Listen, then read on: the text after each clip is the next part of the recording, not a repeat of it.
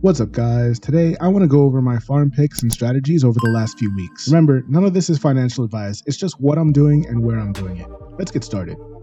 First on my list is Trader Joe. Trader Joe was my #1 Avalanche Gems pick and has been doing really well for me so far.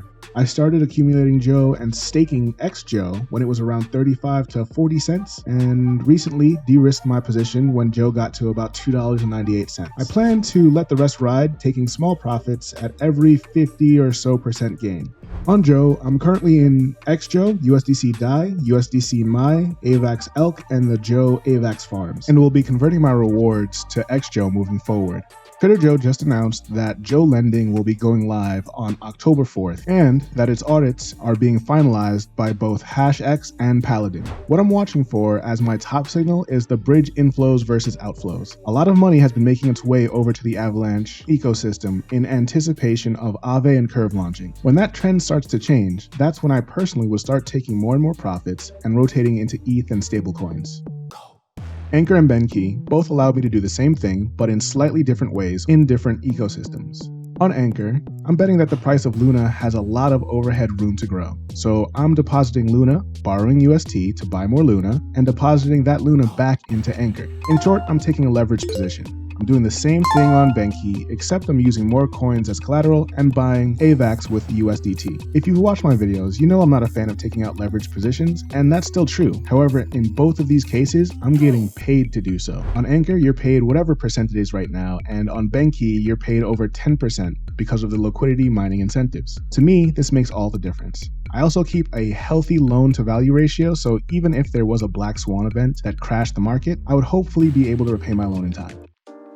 Soul Farm just seems like a no-brainer to me. It allows you to auto-compound like assets by selling the farm token rewards and buying back the LP while adding to your position. For example, I'm very bullish on Solana's Soul coin long-term, so I can provide Soul into Saber. You don't even need to create an LP on Saber. You can deposit only one side of the pair and the contract automatically balances it for you, which is amazing in my opinion. My Soul gets paired with MSOL, which is just stake Soul, so impermanent loss is minimal, and I can make at present almost 45% APY. Osmosis is where I farm mostly because I have Atom tokens. Honestly, I've done minimal research into Osmosis. I've watched its price action and Osmosis has been doing well along with Atom, so I'm not that worried about impermanent loss. This is also a very small portion of my portfolio, so I'm not as active with it. I'm willing to bet that Osmosis's token, Osmo, will do well along with Cosmos's Atom token and Terra's Luna token after the Columbus 5 upgrade at the end of the month. So I've been farming and forgetting about it to accumulate Osmo.